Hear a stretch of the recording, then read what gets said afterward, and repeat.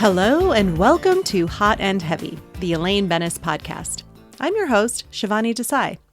Today I'll be talking about Season 4, Episode 12, The Pick. Hello. Hope everyone's doing well. It's been a week. It's been kind of a rough week in more than one way.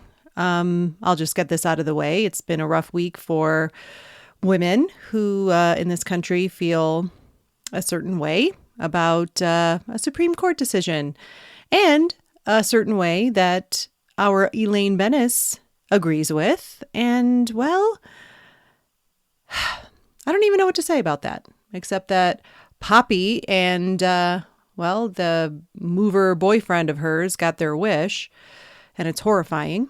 But you know what? I told myself this is a good distraction today, and I hope this is a distraction for a lot of you, because we need distractions to survive in this day and age because, well, the news just seems to be awful all the fucking time. So I need to move on just mentally for this podcast and focus and give you guys a distraction as well. Personally, it's also been a little bit of a rough week. Last week, I took a break from the show because I had 3 solid days of acting work, which is not what was rough. It was amazing, and had a blast there were 2 separate shoots that lasted 3 days, and it was, what I love to do. So I absolutely had a great time doing that. But my son a week ago got braces and a palate expander. And holy shit, does that suck? I don't know how to relate to this. I never had braces. My husband never had braces. So this is really new to our family. And more so than the braces, that palate expander, holy shit, what a barbaric device. But apparently it's necessary for treating my son's underbite and all this stuff that they told me at the appointment, that apparently we need this palate expander. So it's been pretty miserable for him. And then on the heels of sort of all that mouth metal and, adjusting to that, he got a pretty nasty respiratory infection. Wasn't COVID. The doctor didn't think it was COVID. Didn't get tested for it, which I thought was weird at the appointment, but I won't even get into that. So running a fever all weekend, it was just a rough week for this family. And especially for a 9-year-old who's dealing with, really big life adjustment. Again, with braces, there's going to be adjustments, but then also with the palate expander, that's a whole different level. For any of you out there who've had a palate expander or might have one now, my sympathies. He really has to learn how to eat differently. Forget the fact that there's many things now that he can't eat. It's like swallowing is difficult. He can't even put his tongue to the roof of his mouth. It's just torture for anyone, I think. But then a 9-year-old who loves to eat, and then, running a fever and being really sick, coughing, that really painful cough for a few days. It's been a week. Crossing my fingers, we're on the back end of it. I think we are. He's finally back at school. He missed a couple of days. Usually my son, and I think kids in general, they bounce back pretty quickly after a little illness, but it's been taking him a while. And for a kid who's, like I said, used to bouncing back, it's been pretty rough for him to be patient and let his body heal. So we're trying to just convince him, you will get back to normal, buddy.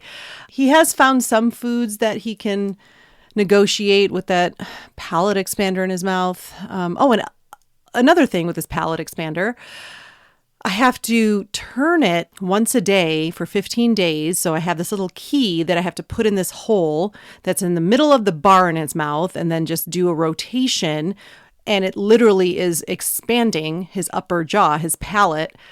I mean, it sounds like a medieval torture device. Oh my gosh. And of course that causes pain. So, it's heartbreaking. But anyway, we will get through it. We are getting through it. What can you do except just power through? So that's what we're doing. And I'm just hoping he can find more foods that he can negotiate in his mouth now, and that he figures out the new way of eating that he needs to do. We watched a bunch of YouTube videos, and it was recommended like take smaller bites because things can get stuck between the roof of your mouth and the palate expander. I mean, it sucks. There's no way around it. And every one of the YouTube videos we watched, the person talking about their palate expander, they were really upfront and said, hey, this sucks. So, but here's some tips to get through it, but it will never get away from sucking completely. So I think that made him feel a little better, oddly enough. When you feel like you're not alone, it definitely helps. I think I'm just going to get into this episode. Like I said, need the distraction. Let's do this together and laugh a little bit for the next hour or so. The synopsis for the pick is as follows. Jerry is dumped by his supermodel girlfriend because she thinks she saw him picking his nose. Kramer confronts Calvin Klein over a scent he feels he stole from him and ends up becoming an underwear model. George reconciles with Susan, but then picks his nose to get her to break up again. Elaine is mortified to find that a Christmas card photo taken by Kramer exposes her nipple for everyone to see. This episode was written by Larry David.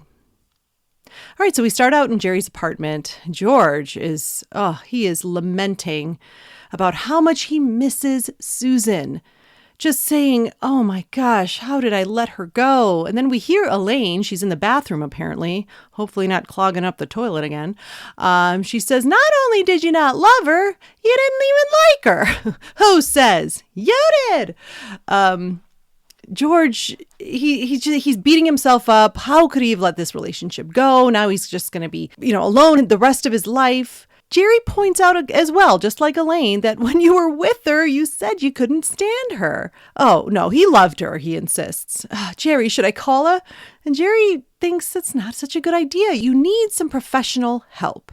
Then he suggests he goes to see Elaine's friend, the therapist. And he says, no, I'm not going to go see that nut doctor she went to Europe with. No, a different one. Elaine exits the bathroom. She's flossing. Good for you, Elaine. And Jerry asks, who's that woman therapist friend she has? Oh, Dana Foley. She's great. You thinking about going, George? He doesn't know. Elaine then sees a card on Jerry's table. She says, ooh, who's this? It's the model I met on the plane. She sent you a Christmas card, and they're going out on Saturday night.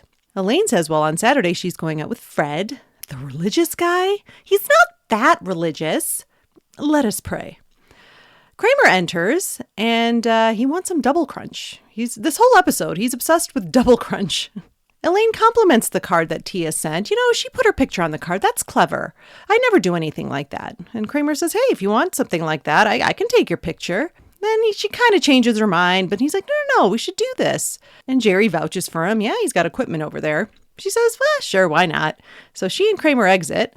But on the way out, he does comment, I don't know about that outfit. We'll have to improvise. And then we end the scene with George singing a song. And Jerry can't take it anymore. George, I'm afraid I'm going to have to ask you to leave. The purpose of this scene, we get our setup scene, of course. And, George is missing Susan, and he's thinking about maybe seeing someone to get some advice about that. Tia and Jerry are going out on a date. Elaine is dating a religious guy, and she's going to get her picture on her Christmas card, just like Tia. And Kramer's going to take it. My take... There's not a ton of comedy here for JLD. The scene really highlights Jason Alexander, as George, his over-dramatic and sort of delusional want of getting Susan back. I do love his performance. I think it's so funny. We do learn in this scene that Elaine didn't mind at one point dating a religious guy. I wonder if Fred even has a Jesus fish or if his car presets are set to Christian rock stations. Of course, we know later with Putty, she feels misled when she finds out Putty's religious. But in this episode, she's okay with it. I do like Jerry's reaction. The religious guy? Now, me personally, I've never really dated a religious guy, not even remotely religious. I'm not sure it would be a good fit, considering that I'm not particularly religious myself. I'm not against people having religion in their life at all. I know it brings a lot to a lot of people, but it's It certainly wasn't a requirement of someone I dated or a deal breaker either. Anyway, back to the scene.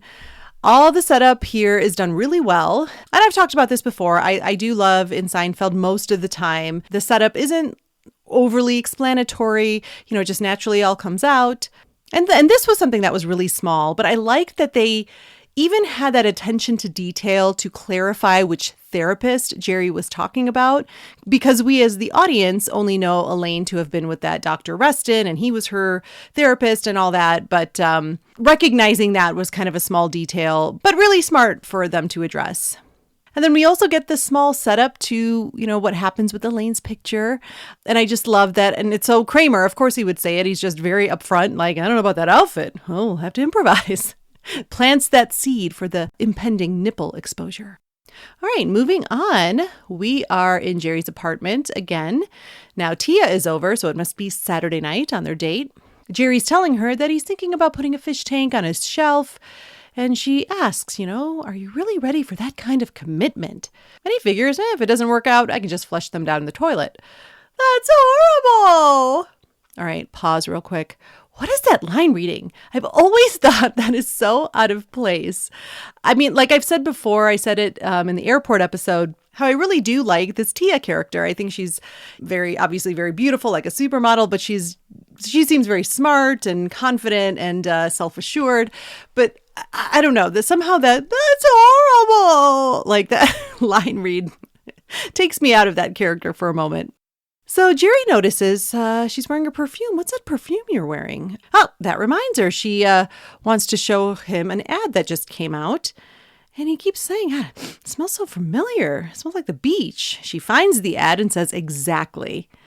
Oh, Jerry can't believe what he's seeing. And he tells her about Kramer's idea and that Kramer even met with an executive at Calvin Klein. And oh my God, they stole his idea.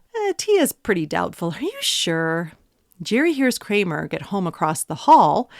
And, of course, he knows it's just a matter of time before Kramer comes over. So he tries to lock the door, but Kramer pushes his way in. He actually sees Tia is very delighted. He waves.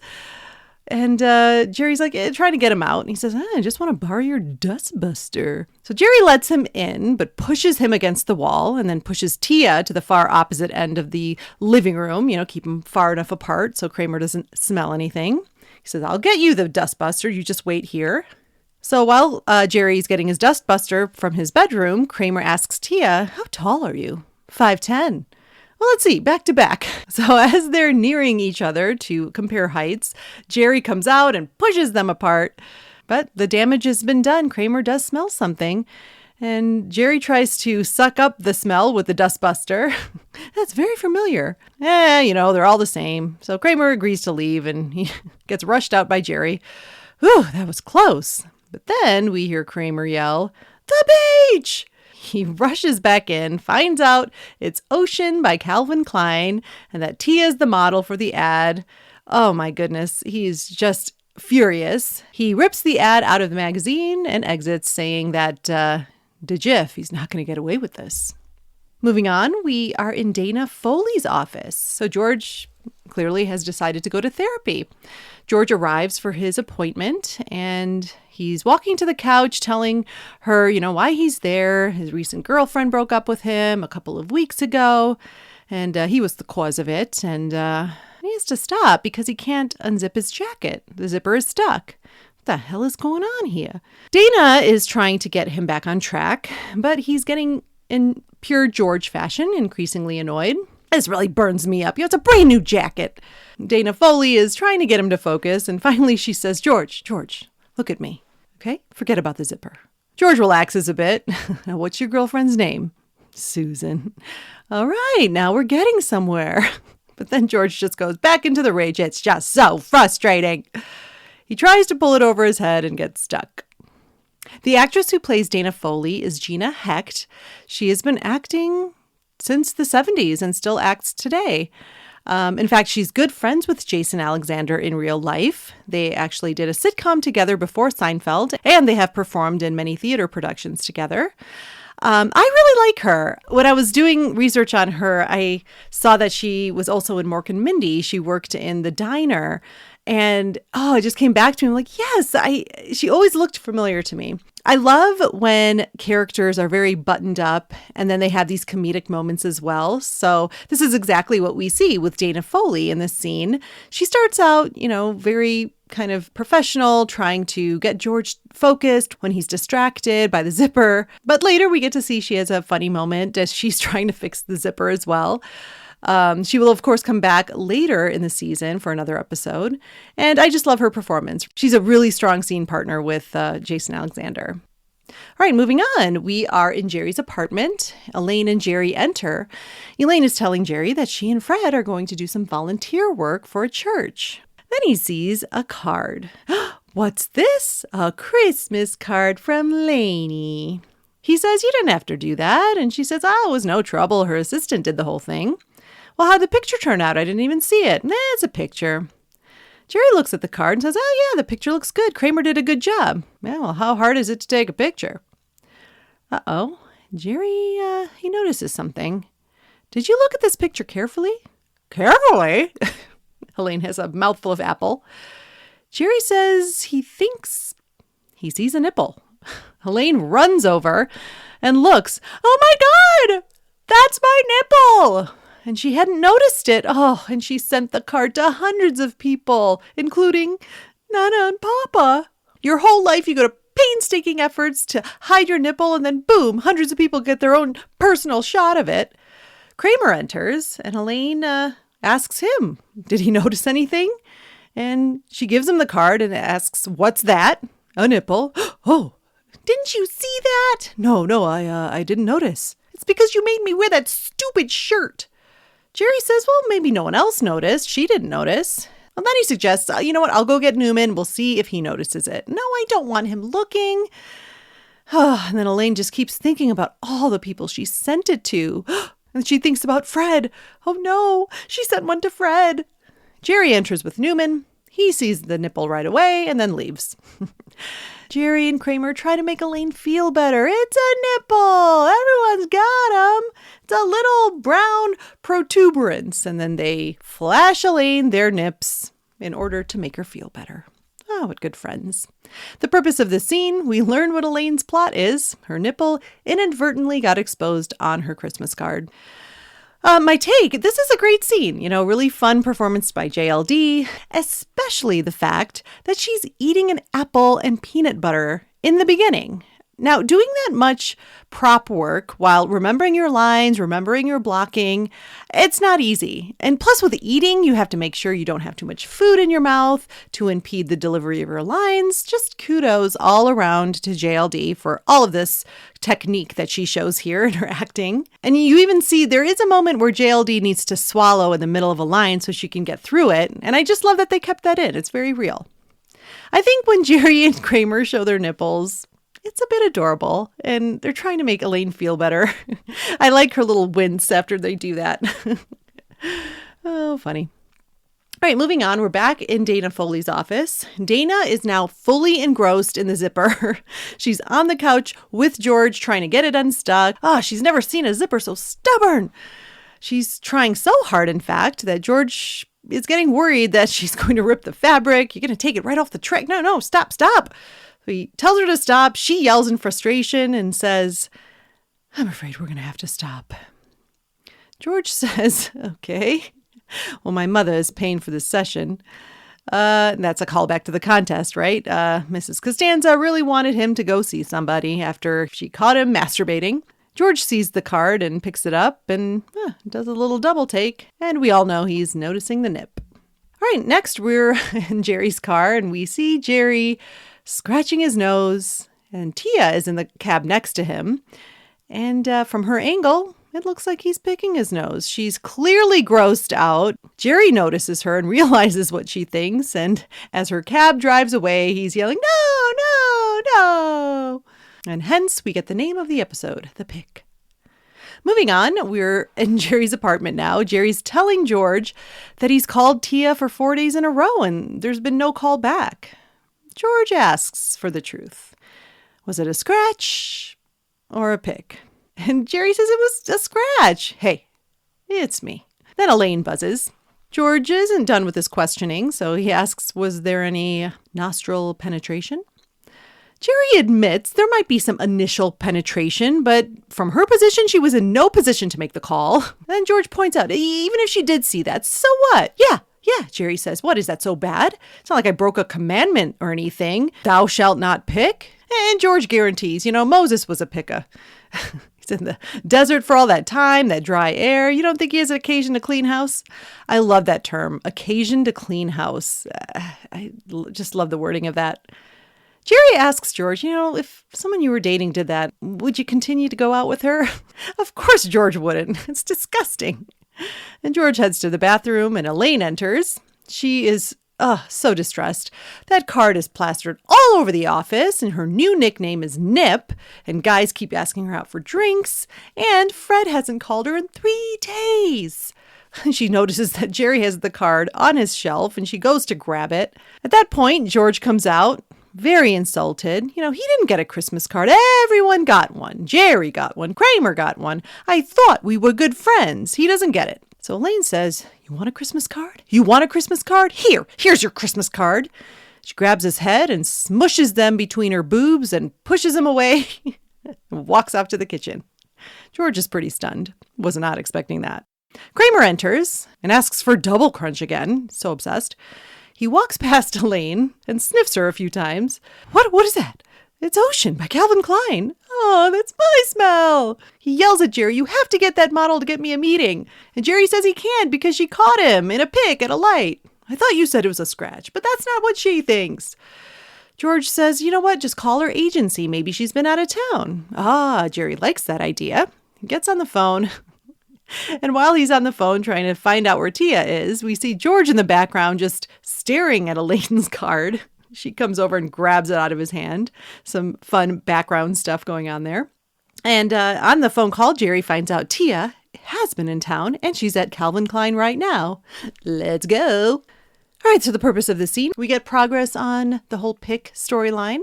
Also with Elaine's nip card. Plus, Kramer finally gets some headway with going to Calvin Klein. My take. Well, obviously we have one of the classic moments in Seinfeld, Elaine forcing George into her boobs. It's never not funny, especially the rage which she does it with and how messy George's hair is afterwards. In the extras, JLD talks about how that moment was actually created during rehearsals and it wasn't in the original script. And I love that. I love when that's allowed in the creative process. It's my favorite type of creative process. I'm actually working on a show right now with this local media company, and it's a little comedy series that we're working on, pretty short episodes, but it's so fun because we're all involved in the writing of it. We brainstorm ideas. We all contribute to the script in different ways, but we all know that on shoot day, we're going to be really open to new ideas if something occurs to us in the moment, because a lot of times when you're on your feet doing it, things just occur to you, much like I'm sure this did to JLD and George. It was the actors who came up with the whole boob bit. And I've heard about shows and been on shoots, in fact, where it's very rigid. And that's not the best environment for me. I don't work well in that. Because if something has to be so word perfect, like you can't mix up words on a script, I don't know. For me, at least, it's just very restrictive as far as like how I can express myself. Now, I know I reference Gilmore Girls quite a bit on this podcast. But I do love the show, but for the fans of that show, it's sort of known that the creator, Amy Sherman Palladino, she demands that all of her scripts be performed word perfect. Like I was saying earlier, like if you mix up words, they will do another take. So if you say the instead of a, you got to do another take. I listened to a whole podcast called Gilmore Guys, where they interviewed people who had been on the show and, done their research about it. And it was really tough for a lot of actors because if they feel like they emotionally nailed a scene, but then they yell cut and the script supervisor comes up and says like, it was actually it, not the, but they would have to redo it. So ever since I found that out about Amy Sherman Palladino's process, when I watch Gilmore Girls, I find myself going like, I think that could have been better if they didn't have to follow the script so strictly. I get a little more judgy about it. Anyway, this is all to say that oftentimes the most iconic moments happen after the script is locked, and if you don't allow for those, open, creative suggestions when you're on your feet or rehearsing or whatever, even on the day you record, you could really miss out. So lighten up, Amy Sherman Palladino. That's my ultimate point. I do feel bad for George here. Why doesn't he get a card from Elaine? I mean, she sends one to her mailman and not George. I don't get it. Poor guy. I don't think it's necessary for the story at all, but I would have loved some kind of explanation as to why George didn't get a card, why Elaine chose not to give George a card. I don't know.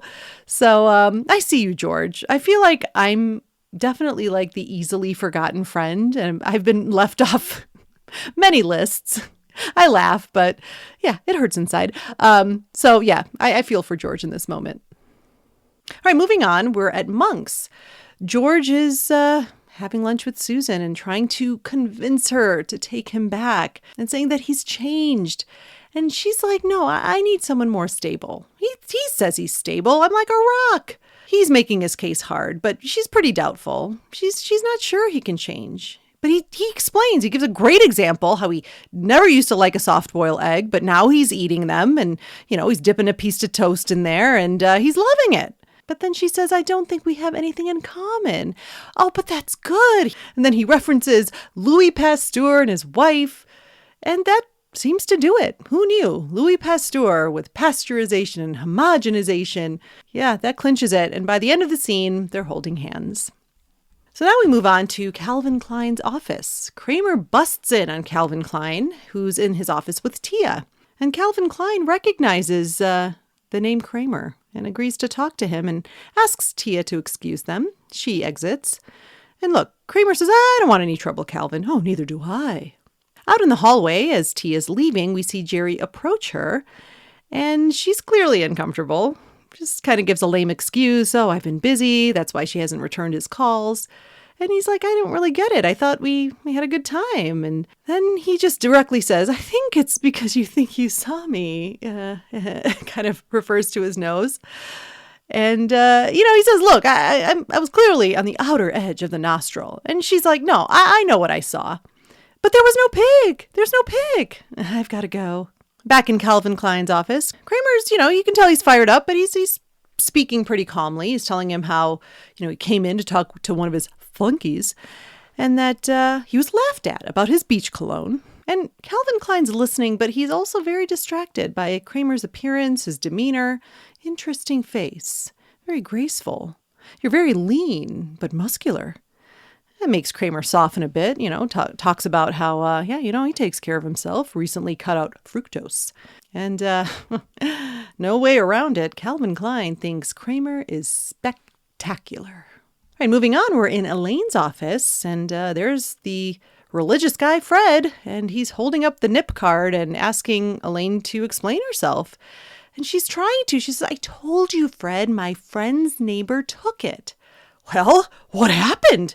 He's clearly upset. And she says, I missed a button. I must have missed a button. And he doesn't see that. He's doubtful. I don't see how you can miss a button like that. Oh, you've never missed a button? Then Elaine gets a call from her assistant that her sister Gail is on the phone. Oh, my nephew. Hi, Gail. She answers the phone. Yes, I know how old he is. A colleague comes in and asks Nip for a manuscript. And Elaine says, yeah, take it. And stop calling me Nip.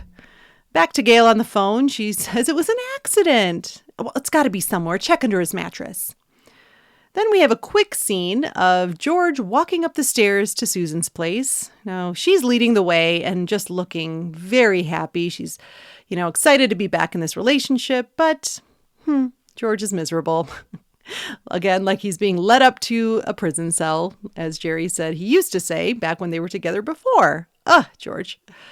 The purpose of this scene, we see more fallout from Elaine's nip card. Fred is very disturbed and Elaine's sister Gail is furious. My take, I think, maybe this is the moment where Elaine swears off religious guys. Holier than thou, Fred. Fuck off. I don't see I can miss a button like that. Really, Fred? Well, your mullet is more offensive to me than Elaine's nip, so it is pretty funny when that pendant employee comes in and calls her nip. It is very distracting, however, that it is Larry David's voice dubbed in over this actor. I don't know why they did this.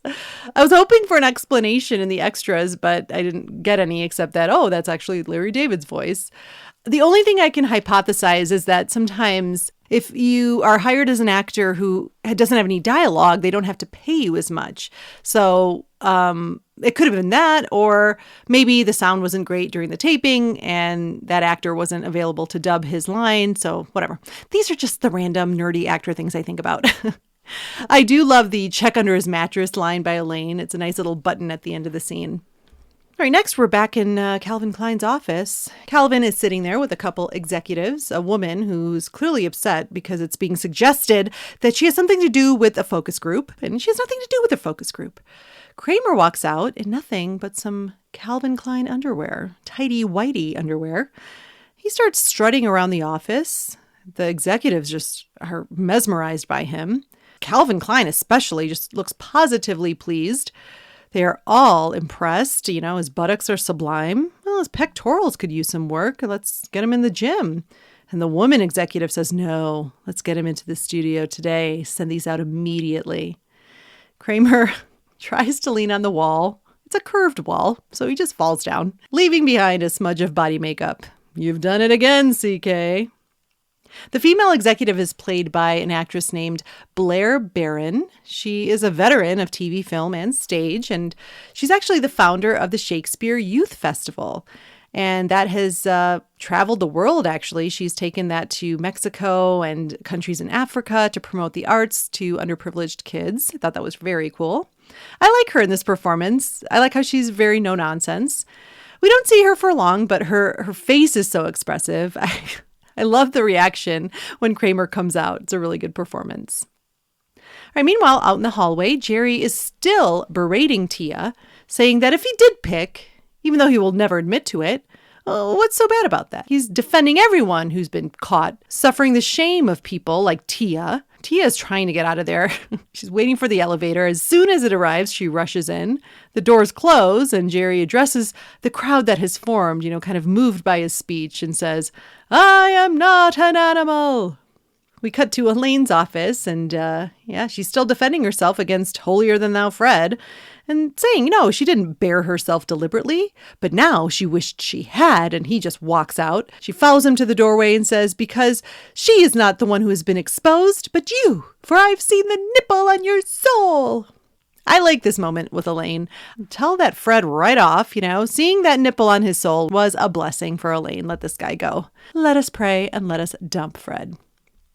All right, moving on to the last scene of the episode. George is telling Elaine and Jerry about his immediate regret after getting back together with Susan. Oh, I love that look they give each other. It's like, are you serious? So they go into her apartment. She goes to the bathroom, and then it hits him. The pick. So when she gets out of the bathroom, he's up to his wrist. Oh, you should have seen the look on her face. Well, Jerry thinks he's seen that look. Kramer enters with the Calvin Klein ad. Everyone's so excited. They really worked on your pecs. Your buttocks look great. Then Elaine takes a closer look and says, I think I can see your... I think we're supposed to assume his dick. The purpose of the scene, we resolve George and Kramer's stories here. All right, my take. Not a ton to say about this scene. I think it wraps up the episode nicely.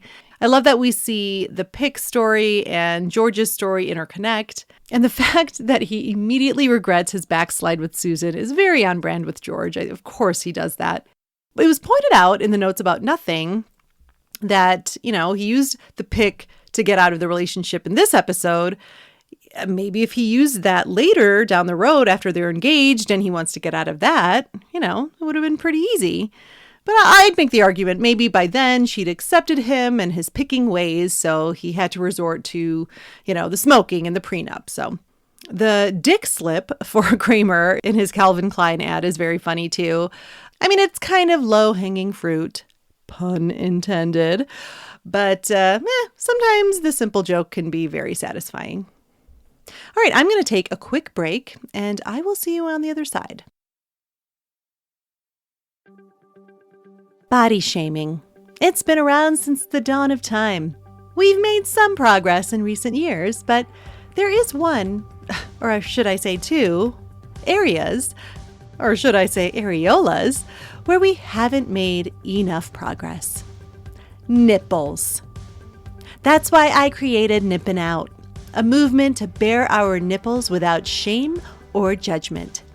Hi, I'm Shelby Hanover, mother, wife, amateur mixologist, and nipple activist. I started Nippin' Out after my own experience of nipple shaming about 30 years ago. It was during a high school talent show, and I and 3 of my friends stood in front of hundreds of fellow students and faculty, and we belted out Free Your Mind by En Vogue. During my solo, my bustier slid down, and my nipple popped out. I never lived that down for the rest of my high school years. The name-calling, the rumors that it was deliberate for attention. I may have suffered then, but I'm going to make sure you won't suffer now. We at Nippin' Out stand up for your right to expose those brown protuberances no matter what society says. I don't care what they look like. We want all shapes and sizes of nipples because all nipples are beautiful. Hairy, bumpy, silver dollar areolas, puffy or flat, mosquito bites or tater tits. I want every nipple to be out and proud because nipple representation matters. If you want to join Nippin' Out on our nipple mission, please visit our website, chestpepperonifreedom.nip, and donate whatever you can for our cause. We use those funds to draft legislation for nipple freedom. We support pro-nipple candidates and contribute to the National Nipple Lobby in Washington, D.C. Your donation will grant you access to our Nippin' Out community, where we talk about nipple issues, our past experiences with nipple shaming, and how it's affected our lives. Trust me, you and your nipples will no longer feel alone. A world where we can free our nipples is possible. Nippin' Out. Show me your nipples! And we're back. We did have an inside look for this episode, and there's just one thing I wanted to mention, how they interviewed Wayne Knight, who plays Newman, and of course he has that small little snippet of a part in this episode where he looks at the card and notices Elaine's nip right away. And he hypothesizes this is when he falls in love with Elaine and his crush on Elaine starts. But I kind of liked what Wayne Knight said here. He thought that seeing Elaine's nip, he believed that if Newman saw Elaine's nipple, he wouldn't have had such a cavalier reaction. He felt Newman should have taken the card with him. So just kind of imagining that in my mind, I think that would have been a really funny way to end the scene. Maybe Elaine chasing after him to get it or something. I don't know. But I kind of like Wayne Knight's interpretation there because I do think I like the way it plays. I do like the cavalier thing and see you later. But I do like what Wayne Knight has to say. And I do think that that is just as feasible a reaction from Newman. All right, let's move on to Contributor Corner. Greg sent in some thoughts this week. He says, Elaine's storyline about the wardrobe malfunction on her Christmas card is the absolute best part of this episode. While all of the Tia stuff regarding the pic and Kramer's cologne idea and George seeing the psychiatrist get much more time, it's Elaine's subplot that gets the most laughs. Overall, though, they did a good job keeping the episode evenly distributed amongst the 4. Right. Yeah. I kind of go into this in my final notes, Greg, but I'm on the same page. It is the funniest plot of the episode. And in fact, I think this episode should have been called The Nip. Next, Greg says, I love that Elaine just goes along with letting Kramer do the photo shoot with her. She even changed into some shirt he happened to have in his apartment. And why did the photo need to be taken right at that moment? She couldn't have gotten more prepared for it? Also, who sends Christmas cards with just a photo of themselves? While everything about this premise is ridiculous, Elaine's panic when the nip is revealed is the comedic payoff. Right, yeah, I mean, I agree.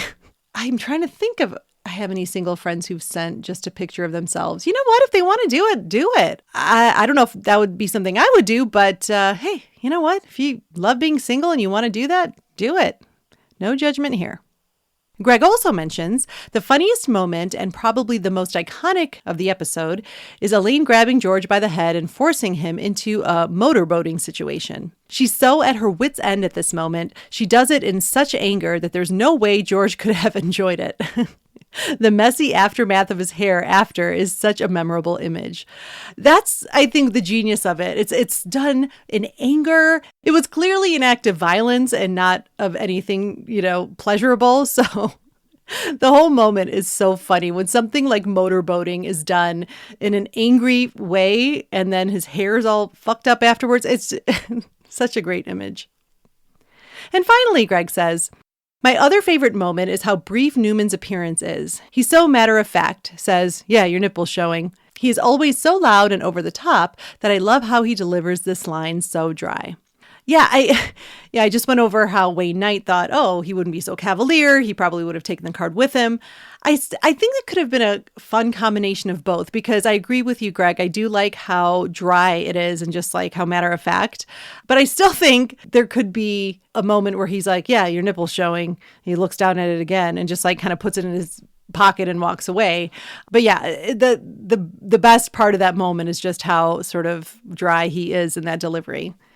Thank you so much, Greg, for contributing again this week. If you would like to contribute to Hot and Heavy, please email me at elainepodcast@gmail.com. That's elainepodcast@gmail.com. All right, my favorite Elaine moments. I think the obvious choice here is to go with the boob smother, and I do love it. But in the interest of being less obvious, I really enjoy the scene in Elaine's office with Fred and the coworker coming in and then the sister's phone call. We see a good amount of range in that scene for JLD to play with, sort of a shameful, excuse making in the beginning with Fred, which quickly turns into a very justified annoyance with him. Her reaction to the coworker calling her nip is great. And then the sisterly bickering on the phone is so fun. And, this is the last we hear of any sister of Elaine's, but I do like even though we hear the one side of it, I like that dynamic between Elaine and Gail. And my final thoughts, I think this episode is very strong. Obviously, we have one of the most classic Elaine moments and stories, her nip being exposed on the card. JLD gets some really fun moments in this episode.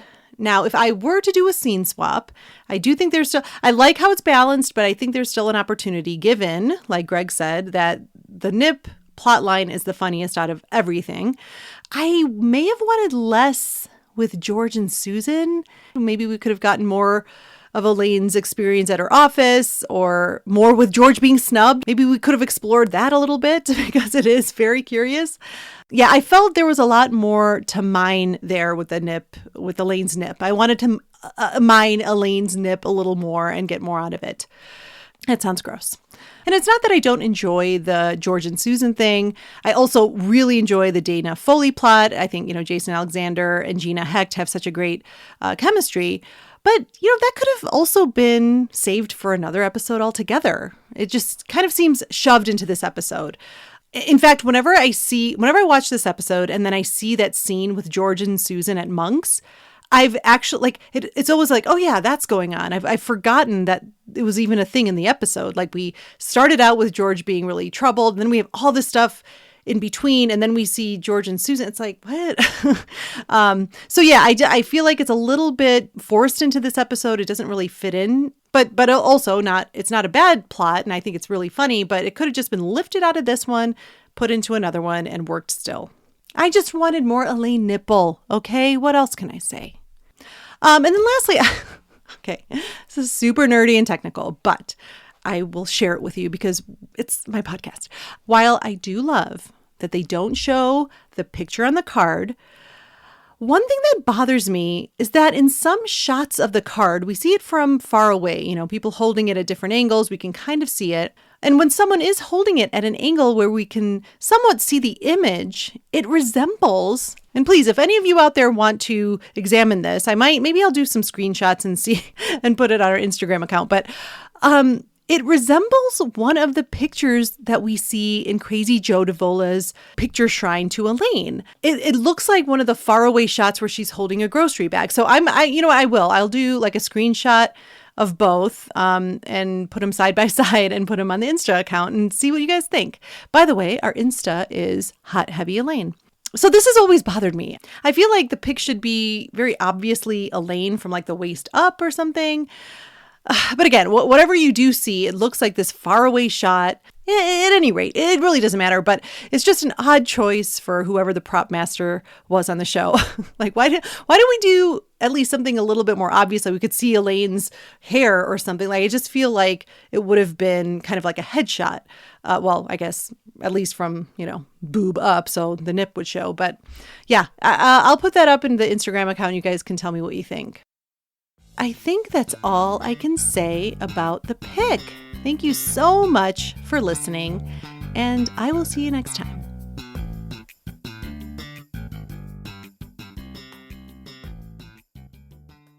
Show me your nipples.